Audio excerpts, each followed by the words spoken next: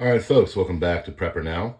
Today we're going to be talking about the cost of living crisis that is going on all across America and the larger world as people are finding it tougher to deal with inflation, job loss, and other financial hits. I live in my car because the cost of living. I have been outpriced at the rental market. I hate paying rent. A new camper car. I live in my car. I've lived in my car for 9.5 months now.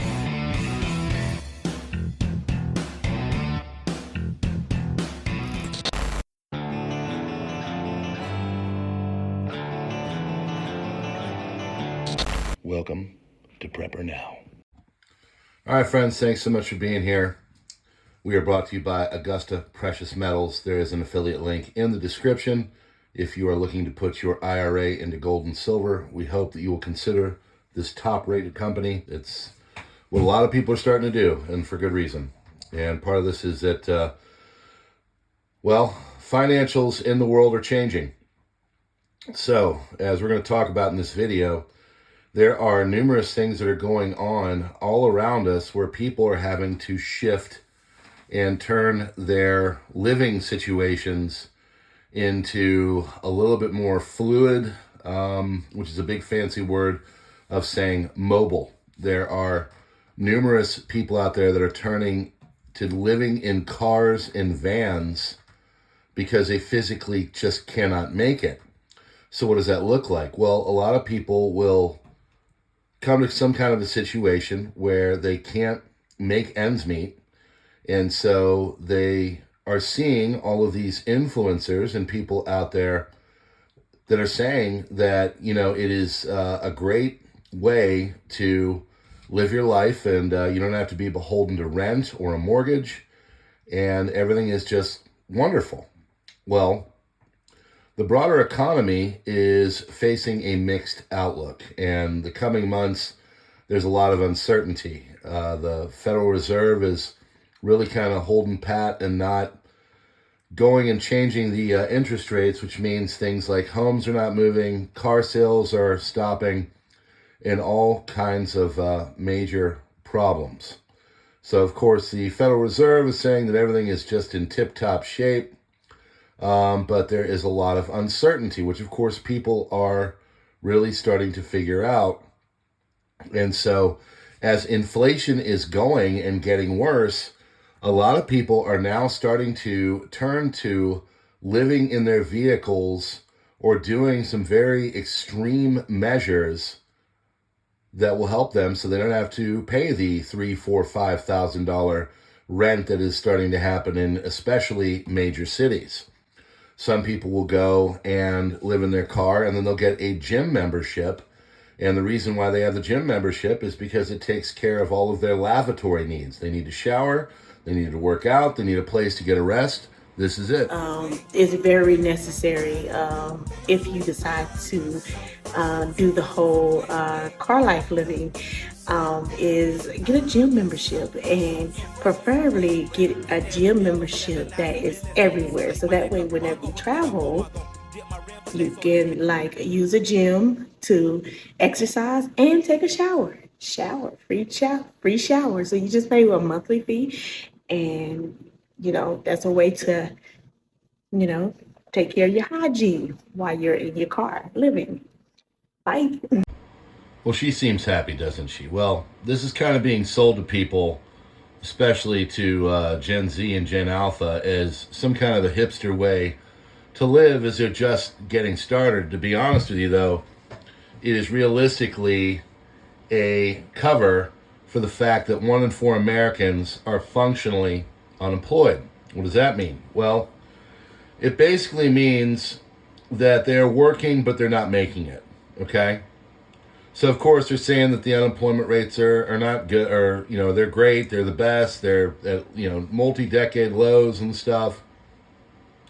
But in the last couple months, it's come out that basically a lot of people are struggling. And everything, once you get past the surface, it really isn't as good as you would think. And that the true rate of unemployment is somewhere around 25% and has been for months. So most people are stuck in this poverty kind of wage doom loop. And they're going to work, they're doing everything they should. You know, some people have multiple jobs, and it's still not enough. They can't afford the rent. The rent is $2,500 a month for a 2-3 bedroom, and you know, they just can't make it. We've all heard about you know, channels like Marfugal. Marfugal had a video, and he's got two bigger channels. He's got Marfugal News and he's got Marfugal TV. These are well loved and, you know, very much watched channels. And he's moving out of his place because the rent went up $900. This is becoming a problem for many people, and it's just a reality. We're gonna be moving in about a week, and that we even have a place to go, because I know that some people don't right now. We have been priced out of our home in Washington, and if it wasn't for special circumstances, we wouldn't even have a home right now.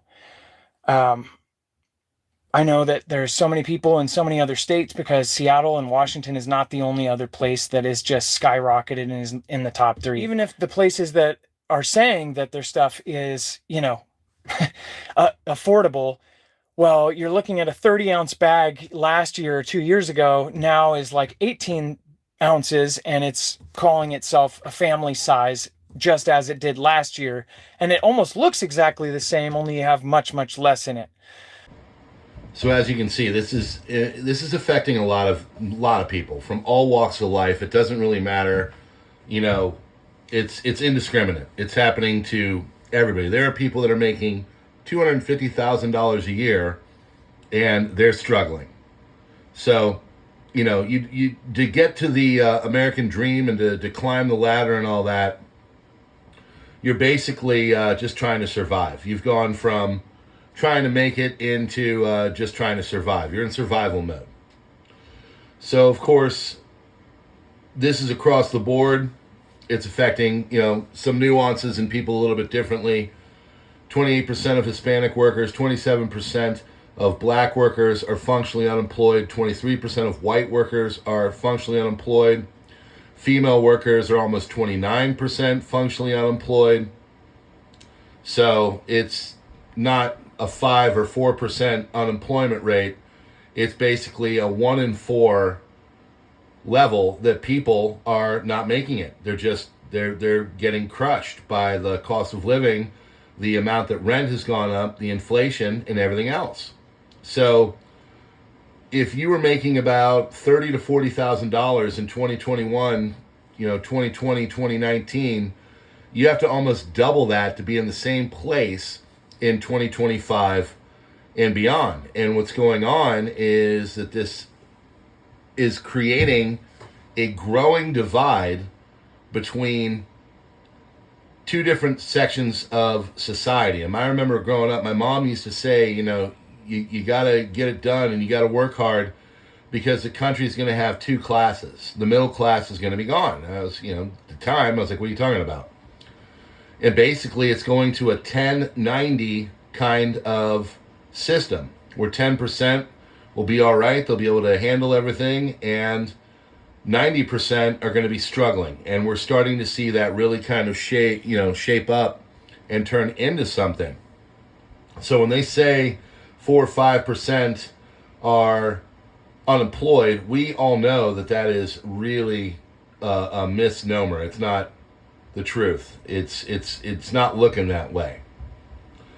So there are all kinds of other things. There's dire, basically, forecasts for what's to come. And people need to make more of a wage. They need to make a higher wage, and it's just not keeping up with the inflation. People are not making enough to get by. People are not putting enough away. They can't save. Retirement is becoming more hard to find. It's becoming tougher to save and to keep putting into your retirement, because, well, it's going to be, if you think it's tough now, imagine where it's going to be in 10, 20, 30 years. And I say that to my family. We are dealing with our own issues. We've had a lot of I've had more car problems in 2025 than I have in my entire life. I've been driving since I was 16. I'm 51 years old, and I've had more car problems in the last 7 months than I have in my entire time driving in 35 years. And it's because everything is made like crap.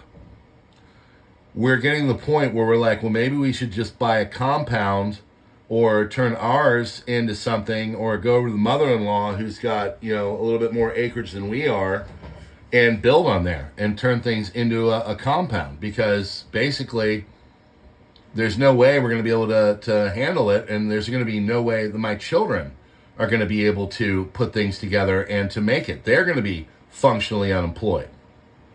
They might be going, hey, you know what, living in a van doesn't seem that bad.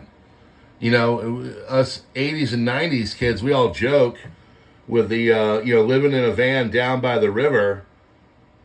The fact is that it's not a joke anymore. This is becoming something that more and more people are having to deal with. So I don't know where it stops. I don't know where it ends, but I can tell you this. Prepping is the only thing I can think of that will help you. If you're able to put away food, so if you go through a rough spot and you lose a job, this will help you. I've heard multiple stories of people that were losing their job and they had to live lean and mean for many months, and because they had put away food and they had put away water and they had lived off of their preps, they were able to make it. We're currently going through all of our preps right now. We're trying to get out the stuff that was bought in 2020 when we freaked out about Rona, and we're trying to go through all that because of two reasons. First and foremost, because it's starting to get a little long in the tooth. It's still good, long in the tooth though, but also it alleviates the financial burden. We are able to go a little bit longer when we have, you know, our stuff and our food and everything, you know, that we can tap into. Instead of going out and buying $20 worth of all the fruits and vegetables you'd get at a grocery store, we can go and get the fruit cocktails that we had and feed it to the kids. It's not as healthy, but it gets us through, gets them through. So this is all coming to a bit of a doom pinnacle, if you will. And what do I mean by that? I don't see this going on for much longer. Is you sit there and you look at the unemployment and you look at all the numbers and they're all looking fantastic, and the, you know, stock market is reaching record highs and yada yada, but the average person can barely put food on the table, or is considering doing some alternative styles of living, like being in their car, or, you know, having to do what Marfugel was forced to do, which is basically move out because you've been priced out of your rent. All of this is going to crescendo into a major issue, and it's going to be interesting to see who's left. And, you know, this isn't just a young person problem. This is also an older person problem. The older generations are not retiring either, and they're considering doing things like van life as well. So that's what I got for you, friends. All I can tell you is this. Keep putting away stuff. Do whatever you can. Get as many side hustles as you can. And work hard, because I think the whole rug is going to get swept out from under us pretty darn soon. And I'll leave you with a couple of videos of people showing their situations. One's from California, where people are living in RVs and vans, and then another is an older gentleman that is living in a van and trying to make it work. Friends, this message is brought to you by Augusta Precious Metals. God bless you all. Check out the links in the description. Join us on the other places, and we will see you on the next one. God bless. Have a great day. Join us on X, Twitter, Minds, Gab, True Social, Subscribestar, Locals, Substack, of course. Many different places we're going because we have to. Luxury apartments, right? Condominium type, really luxury style. These are like 30 to 40% full, because companies like Essex, Prometheus, things like that, They're going around telling their investors that people can afford 4, 5, 6 grand a month for apartments. And you know what people are doing? They said no. They said no. I'm not paying that. Absolutely not. T1N Sprinter. You want ventilation when it's hot without bugs. It's easy to make. This is a soffit vent. They cost about $3. And this is Luan plywood, and you just cut it out. When you roll up the window, it locks it in place. Wow, Tom, the first thing I noticed that this has so much room in here, so much space. And there's 12 feet of counter space here. Unheard of. Nothing has that. I got everything here, but it's all hidden. I have a composting toilet. It's in here. You must not have very much storage in the back then. I went a little crazy.